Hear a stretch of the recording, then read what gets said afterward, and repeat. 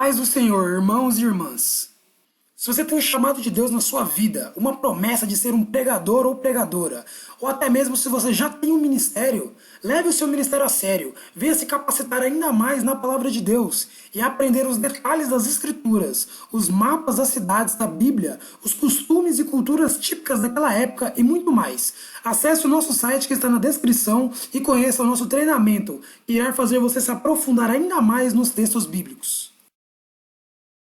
Prazer muito grande estarmos aqui novamente, porém com a incumbência de testemunharmos algumas coisas que Deus fizera na minha vida. E eu já quero agradecer a oportunidade que está me sendo dada novamente pela minha amiga, pastora Helena Raquel, uma referência nesse Brasil.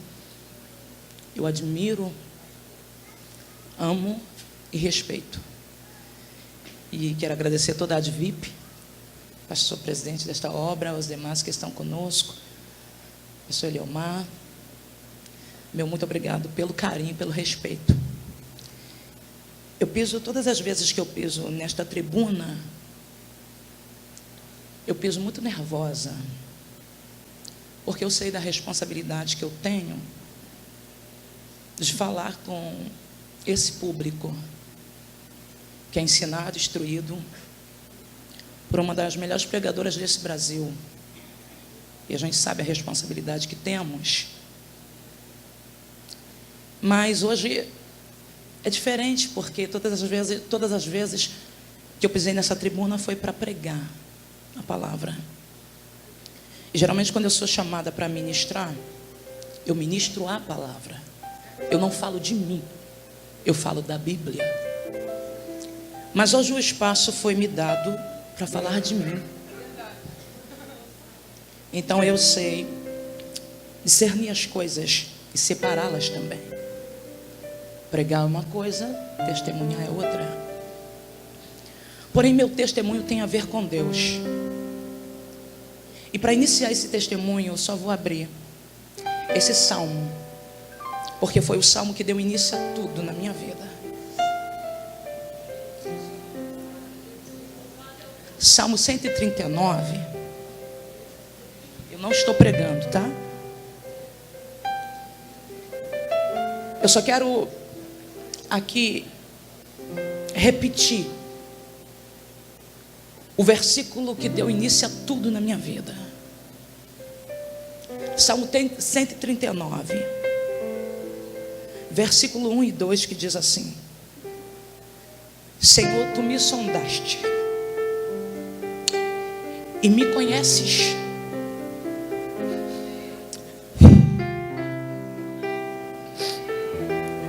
Tu conheces o meu assentar e o meu levantar. De longe entendes os meus pensamentos, ou o meu pensamento. Cerca-me, ou cercas o meu andar e o meu deitar, e conhece todos os meus caminhos, sem que haja uma palavra na minha língua. Eis que o Senhor tudo conheces. E eu fecho a Bíblia. Queridas e queridos de Deus, nesta manhã, onde esta atmosfera já envolve uma sensibilidade muito grande da parte de Deus, eu quero compartilhar com vocês um pouco da minha história. Eu acho que foram poucas as vezes que eu falei algo relacionado à minha vida, e a maior parte das coisas que eu falei, algumas coisas foram colocadas nas minhas redes sociais, mas acaba aqui sendo muito vago tudo, porque a gente acaba se limitando a falar muita coisa da vida da gente. Mas eu quero falar do início. Eu quero falar de como eu cheguei até Jesus e de como Jesus chegou até a mim. Eu nasci dentro de um lar não evangélico. Primeiro que eu nasci e fui rejeitada pelo meu pai, e a minha mãe tiveram muitos filhos. E quando eu nasci, minha mãe já estava passando muitas dificuldades, porque o primeiro marido de casamento dela havia ali abandonado. E o envolvimento que ela teve com meu pai também derivou-se essa gravidez indesejada da parte dele, porque ele era casado. E minha mãe acabou tendo que assumir a responsabilidade total dessa gravidez, já com outros filhos.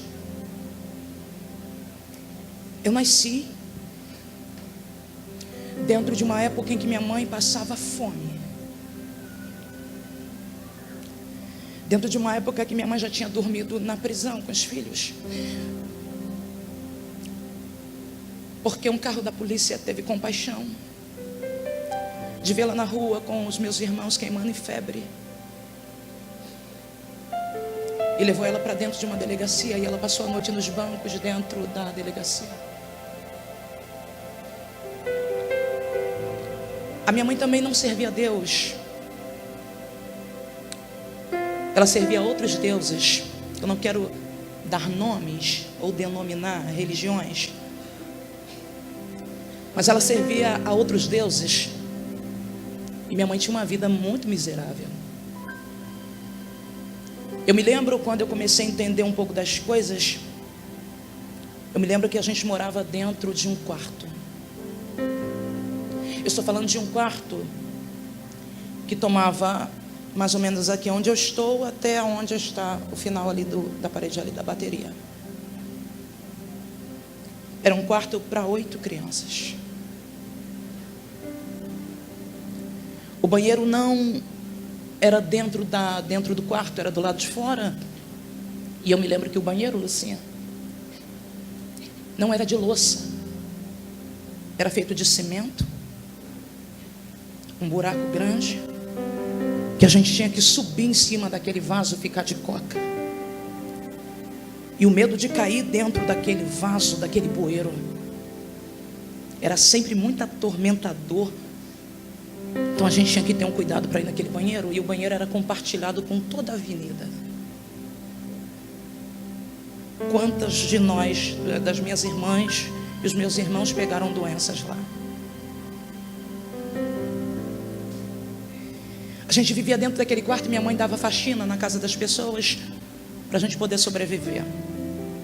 Sendo que nem sempre dava para poder trazer o alimento para dentro de casa, porque ela tinha que escolher entre alimentar a gente e pagar o aluguel. Pagar um aluguel de um quarto dentro de uma avenida onde o banheiro era compartilhado. Tá ok. Mas a gente foi sobrevivendo. Mediante a miséria, a gente estava sobrevivendo. Eu não tinha perdido a felicidade. Eu brincava no quintal. Eu sorria. Mesmo não tendo um pingo de café dentro de casa, um pão para comer, eu ainda conseguia sorrir. A coisa só começou a mudar quando, além da fome, a pedofilia invadiu a minha vida.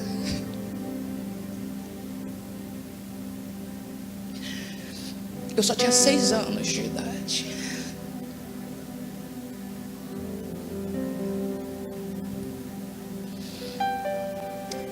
Superar a fome foi o de menos. Porque muitas das vezes, quando a gente tinha fome, a gente batia na porta de um vizinho da avenida para pedir um pouco de fubá, um pouco de arroz. Ou então a gente pegava no quintal que tinha muito mato, colhia uma planta que hoje me falha a memória o nome. Ela produzia umas florzinhas roxinhas.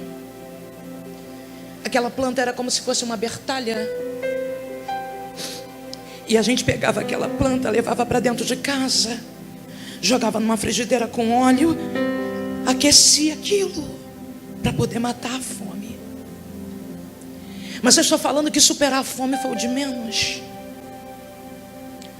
O pior de tudo foi superar as marcas. as cicatrizes deixadas pelo abuso de alguém que eu confiava.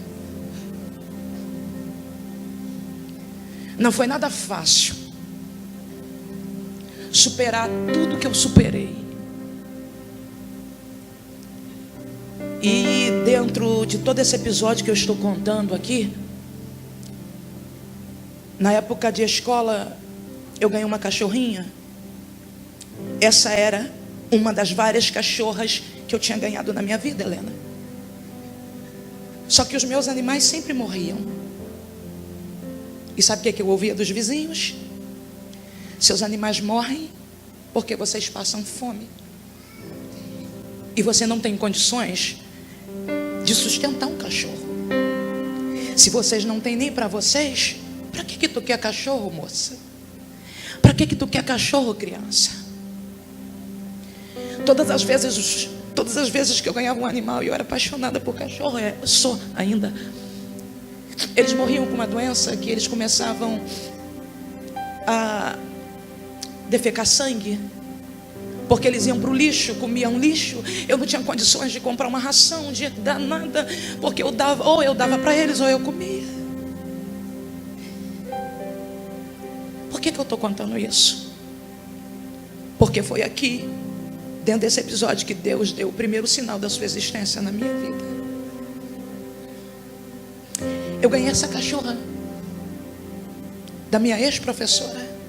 E quando eu trouxe essa cachorra para casa, todo mundo dizia a mesma coisa: não vai sobreviver, vai morrer. Porque se você passar fome, a cachorra também vai passar e vai morrer como os outros animais que você teve. Até que eu levei essa cachorra para dentro da minha casa. Mas antes disso, eu tomei uma atitude. Eu só tinha 10 anos de idade. Nessa época, já tinha sido marcada pela fome e pela pedofilia. Eu peguei essa cachorra, levei até o quintal, me ajoelhei, olhei para o céu e disse assim: eu ouvi através da boca dos testemunhas de Jeová que passa aqui no portão, que todas as vezes eles passavam e me entregavam um folheto, me evangelizavam através de um livro amarelo que eu não me esqueço até hoje. Eles dizem que o Senhor existe e que um dia haverá um paraíso na terra, que os animais viverão junto conosco. Essa era a minha crença na época. Era a única informação que eu tinha a respeito de Deus. E eu me ajoelhei naquele quintal, olhei para o céu e falei: se o Senhor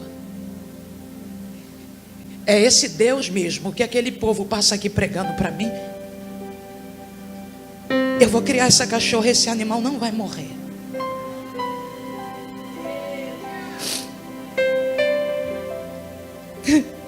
Vocês não acreditam não, mas foi a primeira cachorra na minha vida que eu vi crescer. Eu estou te falando que um animal trouxe resposta da existência de Deus para minha vida. A cachorra morreu de velhice.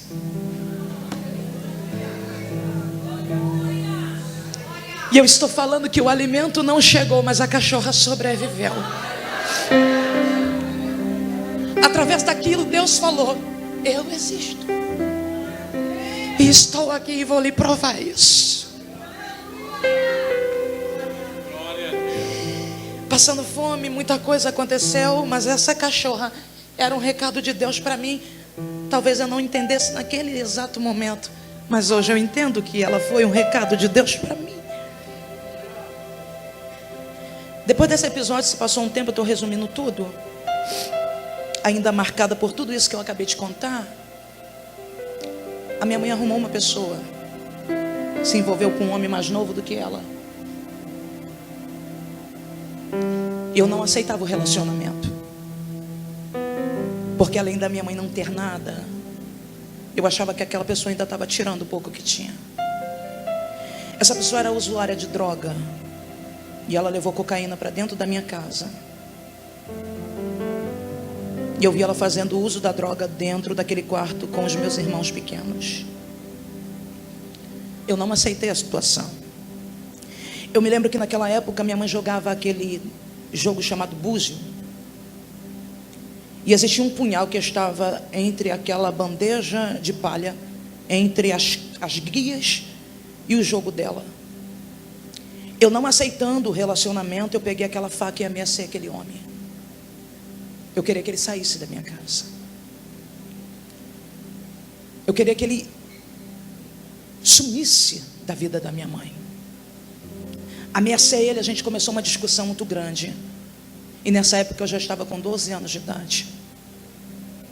A minha mãe vendo a situação, minha mãe não era crente, lembrando que minha mãe não era crente, servia a outros deuses. Minha mãe vendo a situação, ela simplesmente achou que a culpa era minha. Eu era uma criança de 12 anos e ela não se conformou com o fato de eu não aceitar o relacionamento dela. Está ali ameaçando o homem com uma faca. Ela, ao invés de me escolher, escolheu ele. E a minha mãe pegou, naquele exato momento, disse para mim uma palavra que me doeu demais. Ela disse: pega as suas coisas e suma daqui, porque eu quero ver o diabo na minha frente, mas eu não quero mais te ver.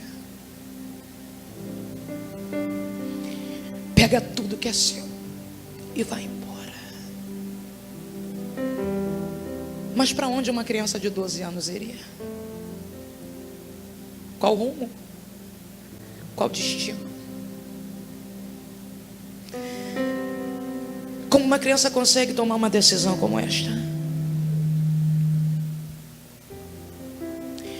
Eu estava sendo entregue para o mundo, mas existia uma cachorra dentro da minha casa que era a resposta de um Deus que eu não conhecia. Glória. Que já estava atuando na minha vida sem eu perceber. E quando ela disse: vai embora, eu me lembrei da existência de uma moça que eu chamava de vó, que era pai de um homem que me tratava como filha, que minha mãe tinha tido um relacionamento. E foi para a casa dela que eu fui. Foi na porta dela que eu fui bater. Ela já tinha quase 80 anos de idade. Ela me acolheu. Na rejeição, nos abusos, na fome, eu provei o amor de Deus na minha vida. Porque quando eu fui colocada para fora de casa, foi na porta desta senhora que eu bati. E lá eu fui acolhida. E através de uma das filhas delas, que já frequentava a igreja, eu fui chamada para a igreja pela primeira vez. Eu me lembro que eu não vou dar nome de denominação, mas eu estava indo com ela para uma igreja. Ela disse para mim: se arruma, porque hoje a gente vai para a igreja. E eu topei. Eu me lembro que eu cheguei dentro desta igreja, estava acontecendo um culto. Eu estava com 12 anos de idade. Estava acontecendo um culto.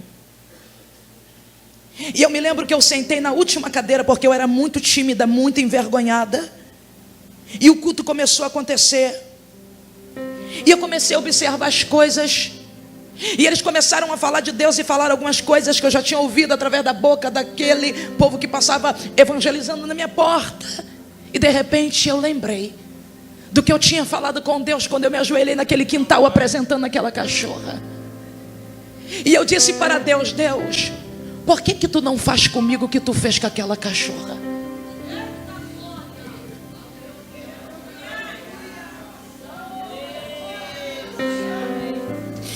Porque até esse ponto eu estava querendo tirar minha vida.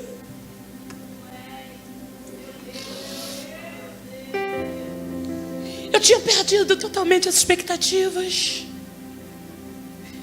Mas quando ela me levou nesta igreja, que eu sentei e falei isso com Deus, eu me lembro exatamente quando alguém pegou o microfone e começou a louvar um dos hinos que marcaram a minha vida. Foi naquele momento que eu decidi fazer algo que eu já deveria ter feito há muito tempo, se eu conhecesse antes o poder desse Deus que eu sirvo hoje. Glória, glória! Ele pegou o microfone e começou a cantar: Senhor, eu sei que tu me sondas.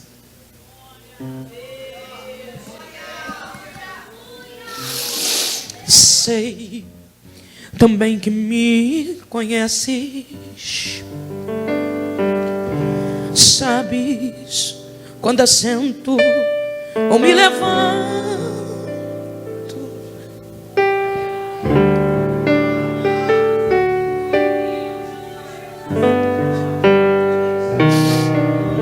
Sim, quer deitado, quer andando. Sei que tudo em mim conheces, mesmo que não haja em mim palavra. Sei que tudo me conheces, Senhor. Eu sei que tu me sondas.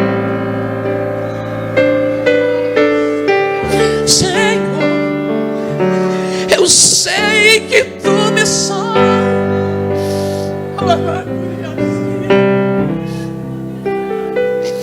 Eu sei que tu me sondas, Senhor. Eu sei que tu me sondas.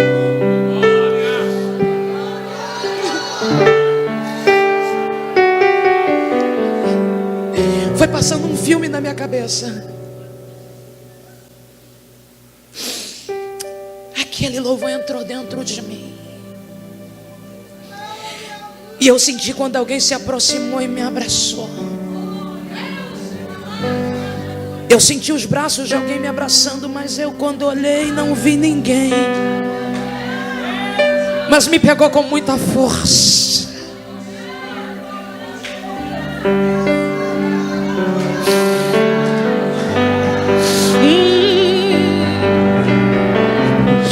Sim, ainda que não haja em mim palavras, eram os braços dele. Sei que tudo me conhece. Ele estava me abraçando ali. Senhor, eu sei que tu me sondas. Ele estava lá. Ele estava quando ninguém mais estava. Ele me abraçou quando a minha mãe me deixou.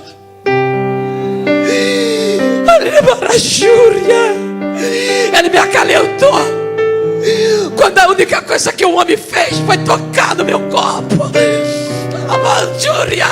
para me fazer mal, para me destruir.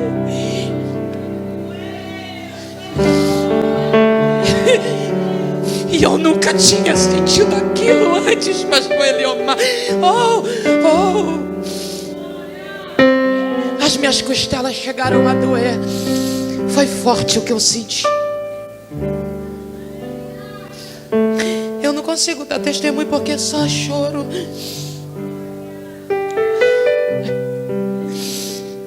Eu sei o que eu vivi naquele momento. Aquele abraço que eu não vi de quem era, mas que eu sei de quem era.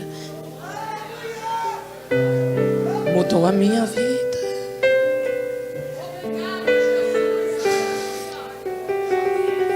Foi naquela igreja.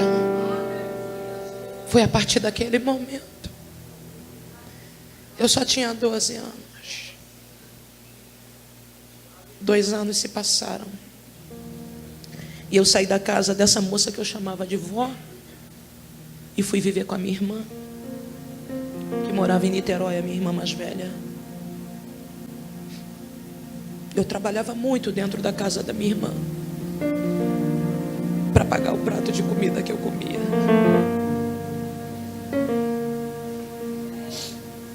Eu cuidava dos meus sobrinhos, cuidava da casa, das roupas. Eu já estava com 13 anos, mas eu lavava, passava, fazia tudo. Eu aprendi muito cedo a limpar uma casa, dar faxina, ter responsabilidade de cuidar de criança. Eu sempre fui esforçada. Eu sempre me destaquei em tudo que eu fazia. eu sempre fiz bem feito. E depois que eu fiquei um tempo com a minha irmã, foi lá dentro que a minha fé se elevou. Nesse meio tempo, 2 cunhadas do meu cunhado, que hoje é falecido, estavam frequentando a Assembleia de Deus. Eu tinha conhecido Jesus numa outra igreja, então não fiquei firme lá. A partir desse momento, de 13 anos para cá, eu fui convidada para um culto pentecostal pela primeira vez. Naquela lá foi a adoração que invadiu o meu ser, foi o abraço que me curou. Mas dentro da Assembleia de Deus é onde os meus passos serão firmados. Eu me lembro que tinha um grupo de irmã que estava frequentando a casa da minha irmã, fazendo orações, e todas as vezes levava a harpa cristã. E eu me lembro até hoje do hino que elas cantavam nos cultos matinais que elas se reuniam na casa da minha irmã. E eu fui me apaixonando. E daí eu resolvi ir para a igreja com a minha irmã. Aí eu conheci a Assembleia. Eu me lembro até hoje do hino que mais eu gosto de cantar, é o Achei um bom amigo, Jesus o Salvador, o escolhido dos milhares para mim. Acho que é por isso que eu gosto tanto de música. Dos vales é o lírio, a estrela da manhã, o escolhido, Consolador amado, meu protetor do mal, solicitude minha. Dos vales é o lírio, a estrela da manhã, o escolhido dos milhares para mim. Eu comecei a conhecer hino da harpa, até que eu resolvi ir na igreja com a minha irmã. E quando eu cheguei, ela estava acontecendo um culto na Assembleia de Deus, um culto pentecostal. Primeiro eu fiquei assustada, depois eu me adaptei. Eu me lembro quando eu cheguei, o povo estava numa dancinha, botava a mão aqui, e tinha uma mulher que veio igual um avião no meio e rodou, voltou. Eu fiquei assustada. Depois que eu fiquei assustada, eu comecei a me adaptar no ambiente. Eu falei, acho que eu quero sentir esse negócio aí também.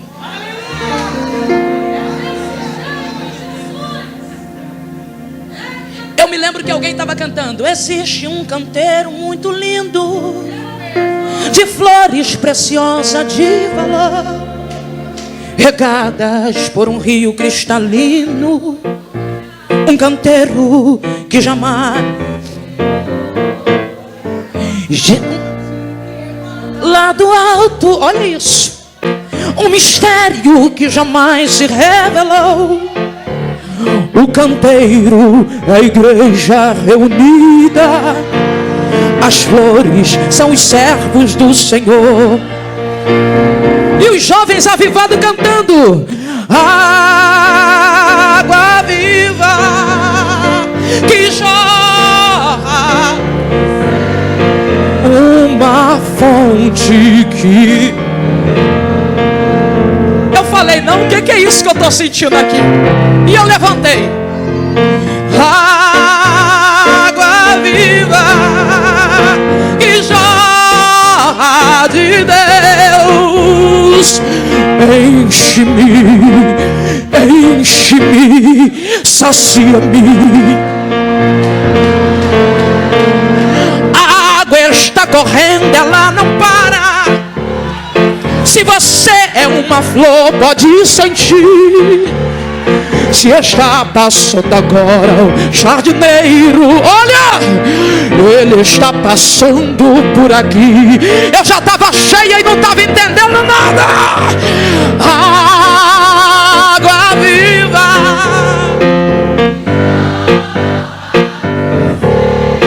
uma fonte.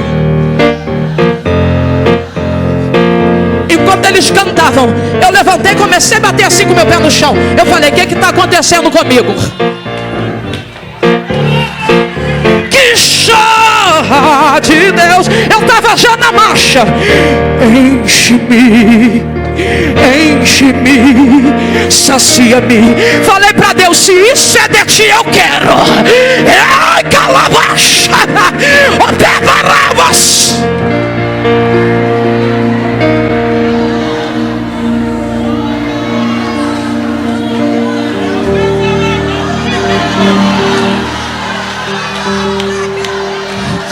Pode passar.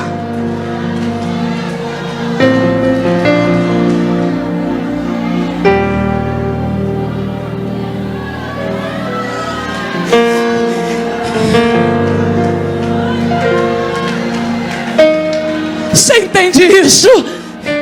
Aquilo estava me enchendo, estava me preenchendo. Aquilo estava fazendo a dor desaparecer. Eu estava esquecendo da rejeição. Aleluia. A minha história estava mudando. Ele veio entrando, invadindo, dizendo: eu sou a água que vou te saciar.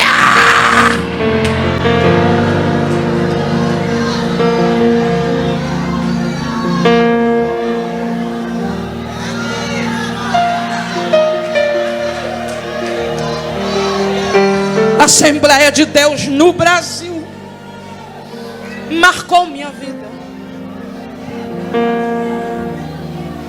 Enquanto eles entoavam os louvores, eu comecei a bater com o pé no chão. E eu perguntei para mim mesmo, o que é que eu estou fazendo? Eu disse, eu não sei o que é isso não, mas eu estou sentindo uma alegria, uma vontade de marchar. A minha irmã tinha me levado, que estava na igreja já há mais tempo. Olhou para mim e falou, tá fazendo o que? Eu falei, também não sei. Eu só sei que eu estou sentindo um negócio aqui que eu não consigo parar. Rabachúria. O grupo de jovem acabou de cantar. Chamaram o grupo das senhoras que se levantou numa outra cadeira e começaram a cantar. A Bíblia nos conta uma história de um homem chamado Moisés, que foi escolhido por Deus. Eu falei, quem é? Para libertar Israel. Ele nasceu e cresceu, sendo seus pais hebreus. Mesmo criado por nobres, amava o povo de Deus. Subindo ao monte Horebe, algo lhe aconteceu. No meio de fumaças ardentes, ele ouviu a voz de Deus. Moisés, tira a sandália dos pés, porque o lugar onde tu pisa é terra santa. Só me lembro das irmãzinhas de cabelo branco cantando. Vai, vai, Moisés, libertar o povo de Israel. Falei, tá falando comigo. Vai, vai, Moisés, e leve pra terra que manda leite e mel. Eu falei, o que que tá acontecendo? Aleluia. Sabe por que eu canto todas as vezes que eu prego? Sabe por que o apelo que eu faço é cantando? Sabe por que a música emana de mim? Porque cada hino desses que eu cantei marcaram a minha vida. E eu me lembro que elas cantaram. Daqui a pouco chegou a hora do apelo. Eu já tinha levantado a mão ali, mas só que eu fiquei com vergonha na assembleia. Eu falei, Jesus, eu já te aceitei, né? Mas estou com vontade de aceitar de novo. E o que eu faço? Jesus falou, tu já me aceitou? Então tá. Eu falei, estou com vergonha. Falou, não, deixa que eu vou trabalhar. Enquanto eu estava lá, dentro da Assembleia de Deus, sendo tratada, afirmando a minha fé. Paz do Senhor, irmãos e irmãs. Se você tem um chamado de Deus na sua vida, uma promessa de ser um pregador ou pregadora, ou até mesmo se você já tem um ministério, leve o seu ministério a sério, venha se capacitar ainda mais na palavra de Deus e aprender os detalhes das escrituras, os mapas das cidades da Bíblia, os costumes e culturas típicas daquela época e muito mais. Acesse o nosso site que está na descrição e conheça o nosso treinamento, que irá fazer você se aprofundar ainda mais nos textos bíblicos. Dentro do quartinho da minha mãe estava acontecendo um rebuliço. Ela me expulsou e Deus foi lá e arrancou o homem da vida dela. Quando eu fiquei sabendo notícias da minha mãe, era minha mãe chorando, dizendo: estou doente, fulano foi embora e eu estou sozinha. Você sabe o que eu fiz? Abri e abracei.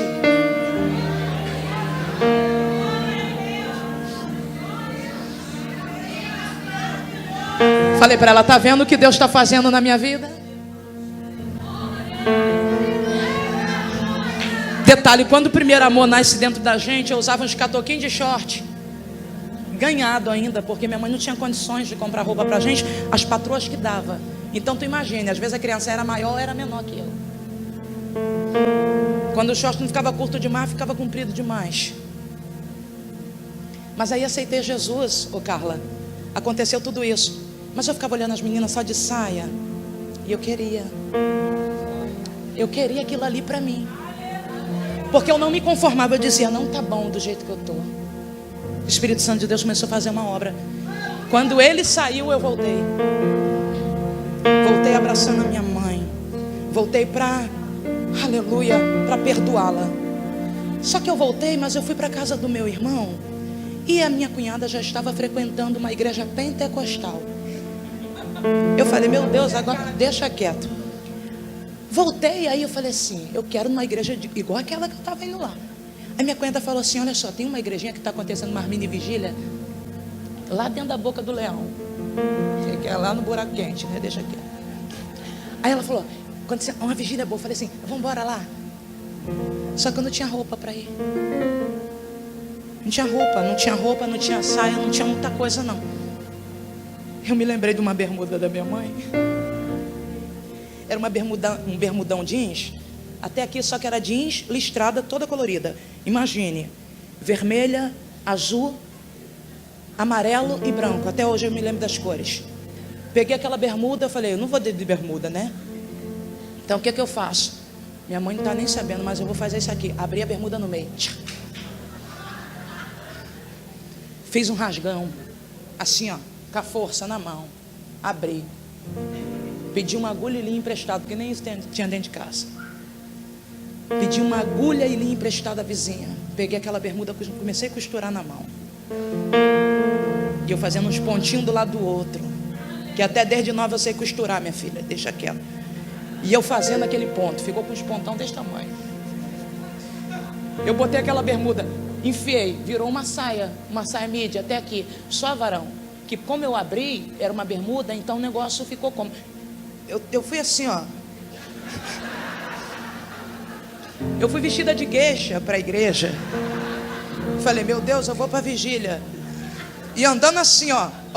Se fizesse assim, acabou. Falei: se eu escorregar no morro, acabou.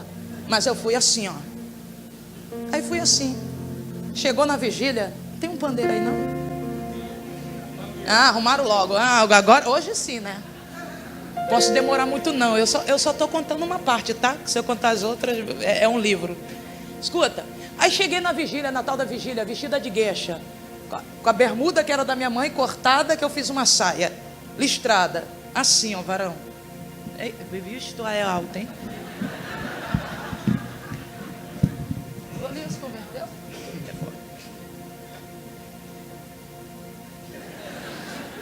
E eu assim, ó, apertadinho, ó, assim, ó, com aquela bermuda. Mas quando eu cheguei, tinha um senhorzinho na igreja e uns irmãozinhos, não tinha bateria, não tinha guitarra, não tinha nada. Cheguei, o varão tava.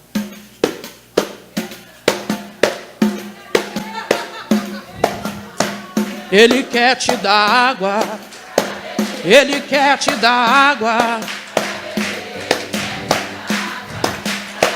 Ele quer dar água para você.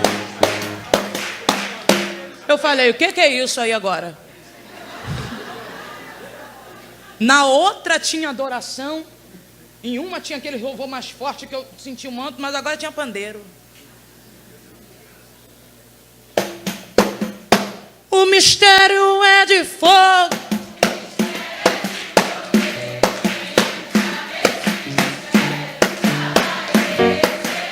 Escuta, eu estava quietinha no meu canto.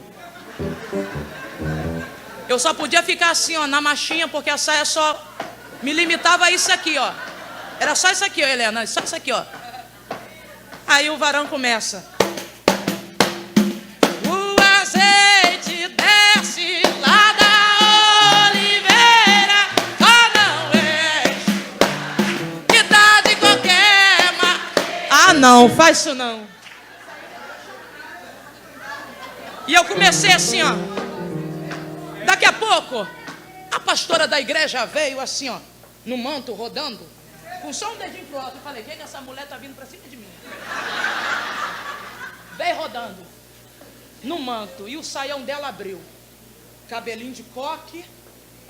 Chegou, me deu um abraço. Quando me deu um abraço, disse no pé do meu ouvido: eis que faço uma coisa nova hoje na sua vida. Te digo assim, vou eu mudar completamente a tua história. Sou eu aquele mesmo Deus que te fez promessa outroras. E tu sabe em que circunstâncias você chegou aqui.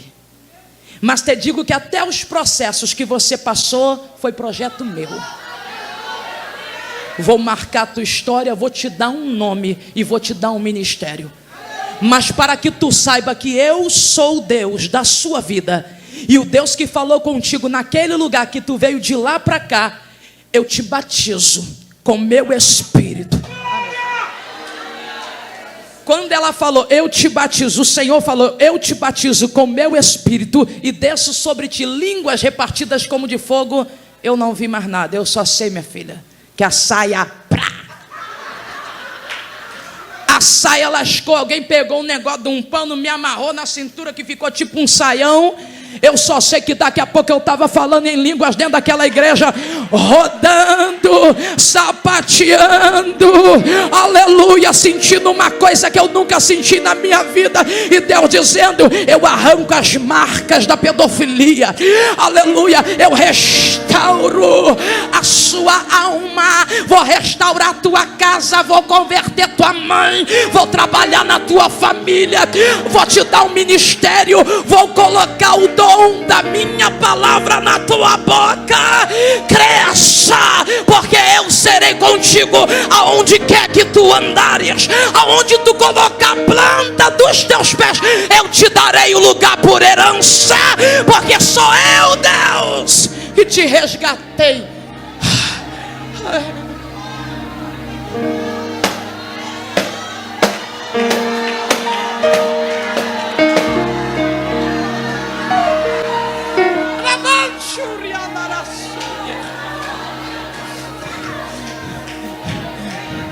E se eu te falar o que aconteceu depois, eu não tenho tempo.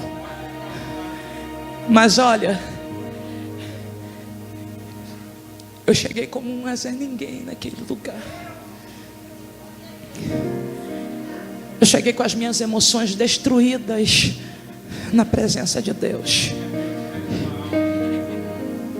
Eu cheguei pedindo para Ele me fazer esquecer o que eu tinha vivido antes. E Deus falou para mim, tu não vai esquecer, porque será testemunho.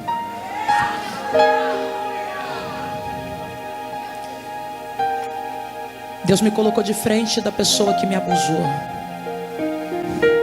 e eu tive que perdoar. Deus me prometeu um ministério naquele dia que o Espírito Santo de Deus me abraçou. Só que Ele não me avisou que junto com tanta glória viria tantos processos. Ali eu não conhecia muita palavra, então eu não entendia que junto a todo aquele mover do Espírito viria tantas lutas, viria tantos momentos ruins na minha vida que iriam querer me fazer desistir. Eu achei que eu ficaria firme para o resto da vida. Eu não achei que o tempo me derrubaria. Eu não achei que o pecado entraria. A gente passa processos, mas a gente precisa entender que Deus tem um controle de tudo. Eu não caí de paraquedas aqui. Sabe aquela saia? Era a única que eu tinha. A irmã, quando viu descosturando, disse assim: pega que eu vou costurar para você na máquina. Essa mesma saia foi as saias que eu usei para frequentar outros cultos. Eu nunca troquei Jesus por roupa. Eu nunca deixei de buscar Deus porque eu não tinha um look bonito para colocar. Aquela saia era uma bermuda da minha mãe que nunca me limitou à adoração. Mas Deus falou para mim um dia: eu vou te dar condições de você escolher a saia que você quer usar. Eu vou patrocinar você. E eu sonhei com um guarda-roupa novo e um homem abria e dizia: escolha, é tudo seu.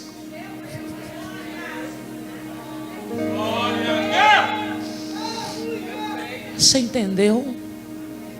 Hoje as lojas me patrocinam, não porque elas querem, mas porque Deus deu uma ordem. Você está entendendo?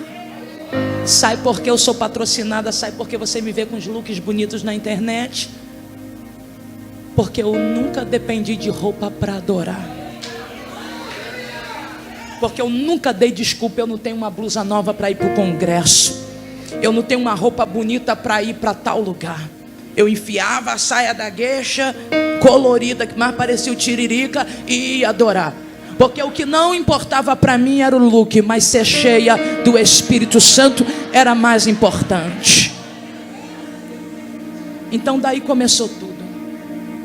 Daí começou uma longa empleitada de desafios, de provações, de instabilidades. Eu precisei passar muitos processos para chegar no nível de espiritualidade, relacionamento e profundidade com Deus que eu tenho hoje. E eu estou falando que profundidade de relacionamento a gente não conquista de um dia para outro. Eu estou falando que não é só levantar a mão e colocar a Bíblia debaixo do braço. Eu estou falando que o nível de intimidade, de relacionamento que eu tenho com Deus hoje não se derivou do dia que eu levantei as mãos. Se derivou de todos os processos que eu passei na minha caminhada. Relacionamentos profundos você só consegue obter quando você supera coisas profundas. Eu superei muita coisa até chegar a ser hoje o que eu sou. Superei uma separação que Deus restituiu e restaurou o meu casamento. Superei quedas e instabilidades. Superei pecado. Superei muita coisa para chegar e abri mão de muita coisa para estar no altar. Abri mão de muitos erros. Abri mão de muita coisa para hoje ter acesso ao que eu tenho. Não foi do dia para a noite que eu conquistei o relacionamento profundo que hoje eu tenho com Deus. Não, não foi. O ministério não me trouxe só, aleluia, reconhecimento. Ele me trouxe muitas marcas, me trouxe muitas cicatrizes, mas que eu olho para elas e digo todos os dias: eu superei. cada processo. Então aqui eu estou contando uma parte do testemunho dessa moça que hoje você de repente conhece só pelas redes sociais, que bota uma saia midi e tira uma foto bonita. Mas que a vida nem sempre, aliás, foi tão bela quanto as minhas fotos que eu tiro. Eu tive momentos difíceis. Eu superei uma depressão profunda. E eu estou falando que eu me deprimi quando eu já estava no Evangelho. Interessante que os abusos, a fome, não me trouxe depressão, como o ministério me trouxe. Agora eu entendo Jeremias, eu entendo Jó, eu entendo Davi. Pastor Eliomar, eu superei uma depressão profunda. A depressão, ela se aproxima porque ela encontra uma porta.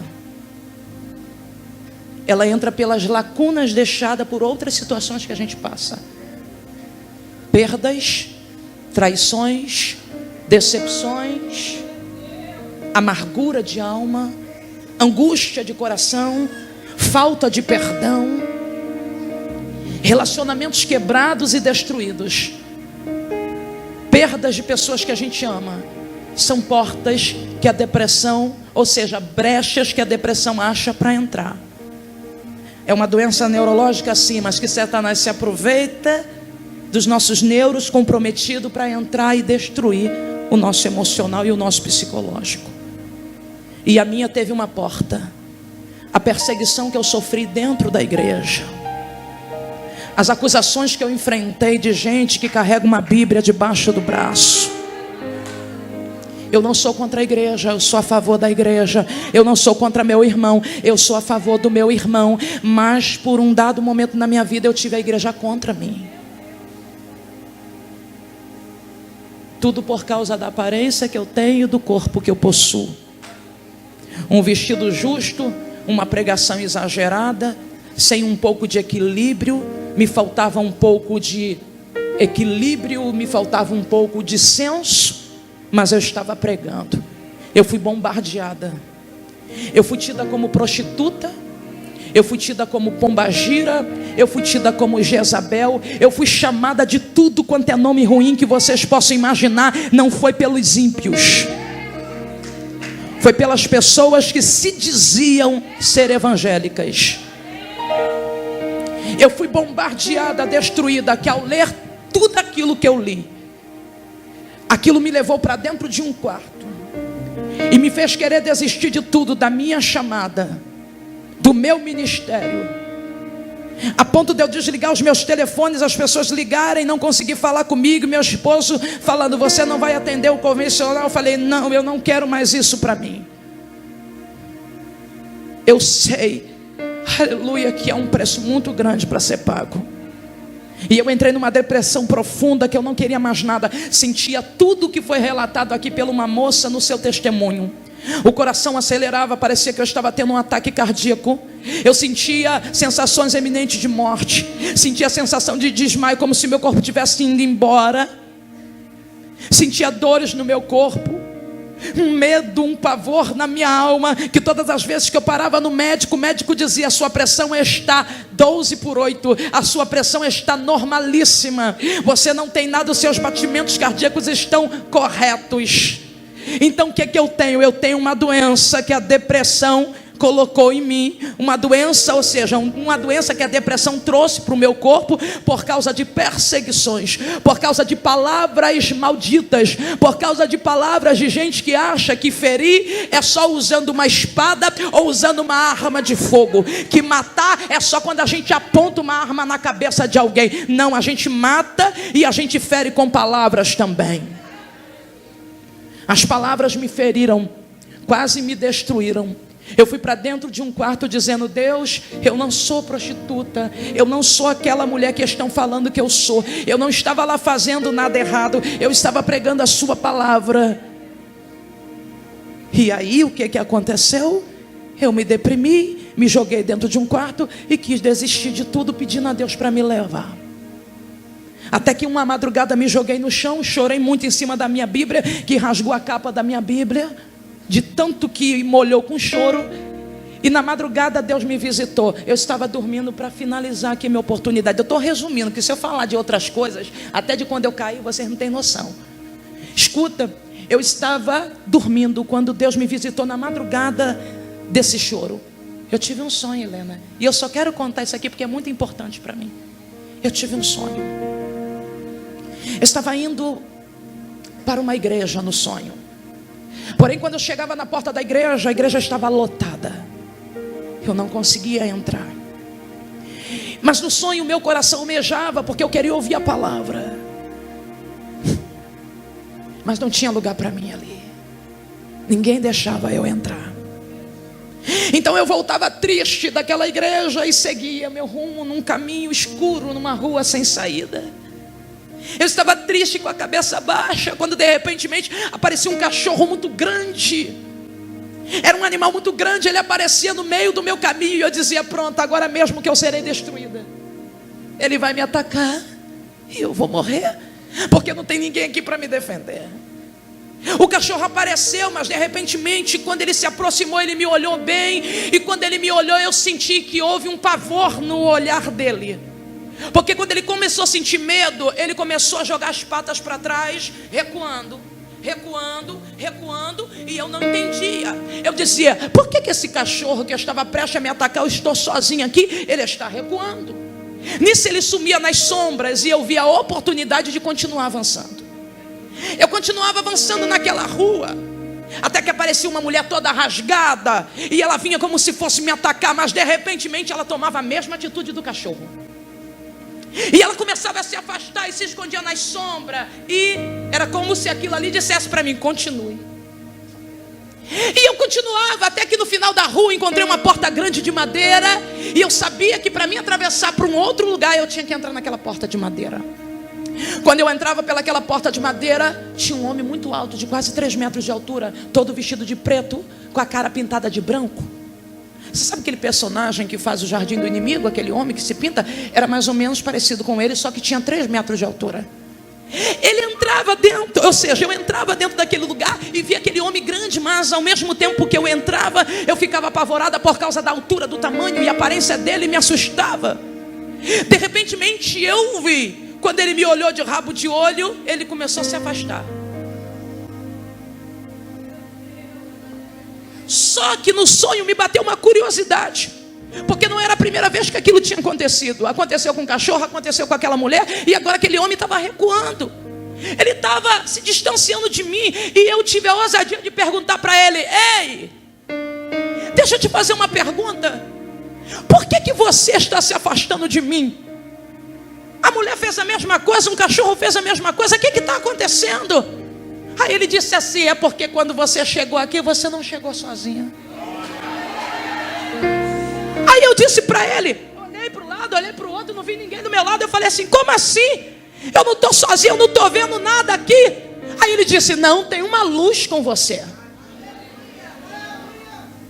Ele falou: tem uma luz com você, essa luz dele está com você. Aí eu perguntei: quem é ele? E quem é essa luz que anda comigo? Ele olhou para mim e ele disse: ele não te contou quem ele é? Eu falei: não. E ele virou para mim e ainda falou mais: e ele não te contou porque ele anda contigo? Eu falei: não, e eu quero saber, me fala. Ele disse para mim: ele anda com você por causa do teu coração. Aí ele virava para mim e dizia assim: moça, tu tem um coração bom, tu tem um coração nobre, ele te conhece aqui, por isso que ele anda contigo e não está deixando a gente se aproximar. Eu estava diante do inimigo, vendo o inimigo confessar diante de mim o porquê que eu era protegida. Quando eu acordei dentro do meu quarto, eu ouvi uma voz como se fosse a voz de um profeta dentro do meu quarto, citando as mesmas palavras que Samuel citou quando viu Eliabe. E Deus falou: eu não vejo como vê o homem olha a aparência, mas eu conheço o coração. Sabe o que era aquilo? Era Deus dando resposta à minha oração, dizendo: quem está te vendo como pombagira não está te vendo como eu te vejo. Quem te vê como prostituta não está te vendo como eu te vejo. Quem falou que você é da vida não está te vendo como eu te vejo. Então deixa eu te falar uma coisa: com qual opinião você fica? Com a daqueles que estão te criticando nas redes sociais, ou com daquele que se entregou na cruz por você? Levanta a tua cabeça, porque tu irá crescer em extremo, e eu vou provar que sou na tua vida.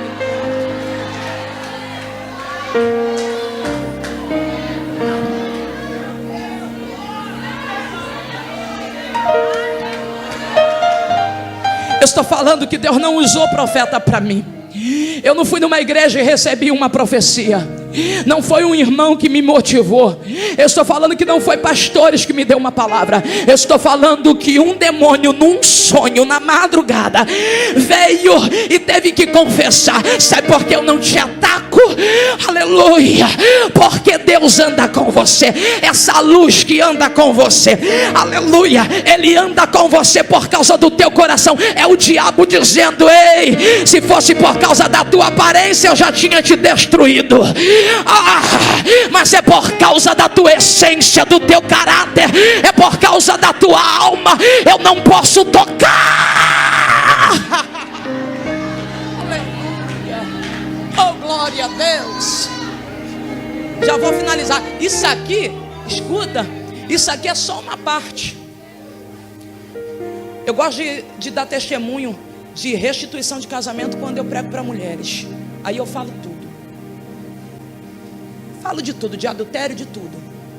Porque se tem uma coisa que eu não tenho é vergonha de falar nada da minha vida.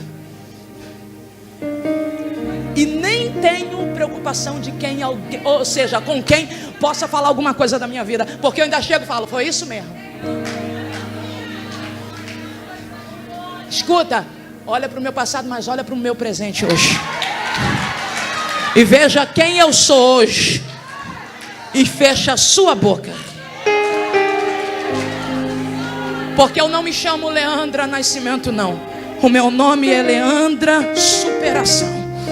Aleluia. Porque eu venci. Não porque eu sou capaz, não porque eu mereço, mas porque o Deus que fez a minha cachorrinha crescer até hoje ainda perdura na minha vida, dizendo: eu sou, aleluia, o Deus da tua vida.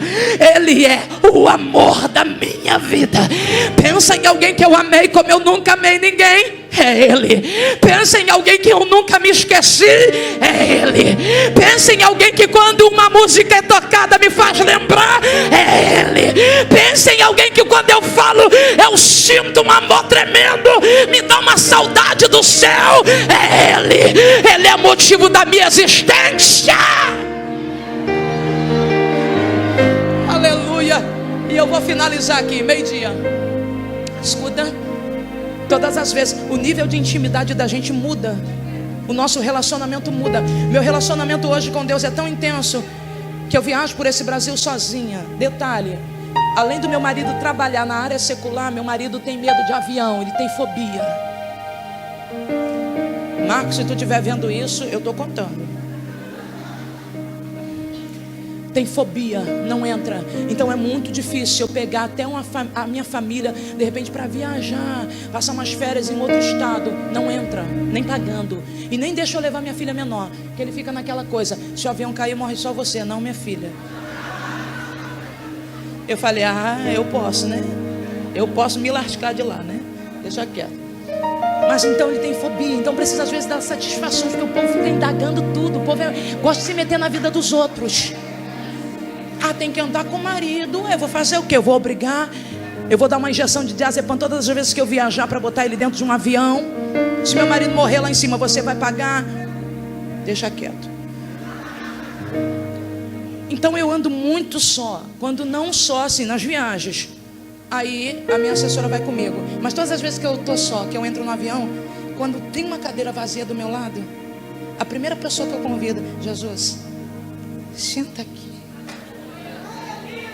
E eu estendo, Helena, por incrível que pareça, eu estendo a mão, mesmo não vendo, eu estendo a mão e para mim eu estou pegando. O nível de intimidade da gente muda, que a gente fica até meia louca. É uma loucura que bate na gente, eu seguro. Eu sinto. Resumindo, essa mulher que vos fala, que superou as marcas da pedofilia, superou a fome, superou o abandono. Essa mesma mulher é a mulher que hoje prega, que ajuda outras vidas que necessitam, que precisam. Essa mesma mulher, ela continua com aquela mesma essência de menina, continua com a mesma sensibilidade, tenho as mesmas raízes, não me esqueci de onde eu vim. Acho que por isso eu sou tão assim com o povo, porque eu entendo. Eu sou da época do feijão bandinha. A Helena está perguntando o que é isso. Tu não pegou essa época não, né, Helena? Pegou não, né, Helena? A Helena está assim, ó. Mulher, feijão bandinha era vendido a varejo para quem não tinha condições de comprar um saco. Sabe o que era feijão bandinha? Aquela parte que catavam e que sobrava. Então, era a parte que a gente comia. Eu vivi dos rabiscos por muitos anos na minha vida. Eu vivi dos rabiscos, da parte que sobrava. Sabe o que minha mãe fazia? Era pé de galinha e sobre de galinha. O sobre vocês sabem o que é, né? Ai, eu tenho um nojo. Não, tenho nojo não, faz com batata que eu como. Eu vim de lá. Sou da época da carne seca, que era mais gordura do que carne. Eu sou dessa época. Eu não esqueci de nada disso, e por isso que eu sou a pessoa que eu sou. Eu te entendo. Eu entendo você. Eu entendo a sua dor, as suas dificuldades, eu entendo. Entendo todas as áreas da sua vida. Por isso você vai ter o meu abraço sempre, o meu carinho sempre e o meu respeito. Viu? Eu sou dessa época. Mas eu estou aqui. E para honra e glória do Senhor, eu cheguei onde eu cheguei. Detalhe, orem por mim. Orem muito por mim. Amanhã, 10 horas da noite, sai o meu voo. Eu vou ficar 12 dias na Europa. Vou pregar em 4 países. Já estive na Europa uma vez e estou retornando. Mas agora eu prego em Portugal, Suíça, Paris e Bélgica.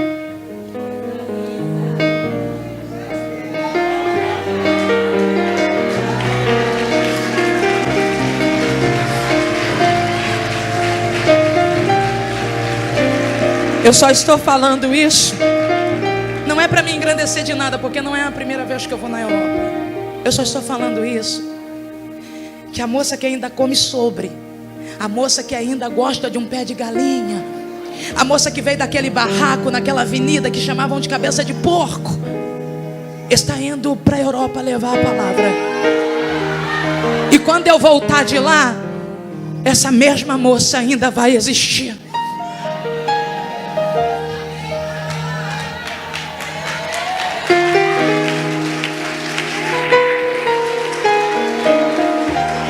Isso é amor? Isso é amor? É amor, né? É amor. Tu só podes vencer se estiveres em Jesus. Tu só podes vencer se andares em tua luz. Suzete Amaral, 1996.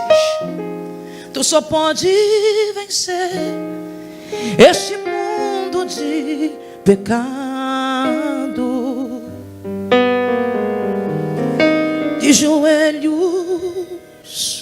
dobrados.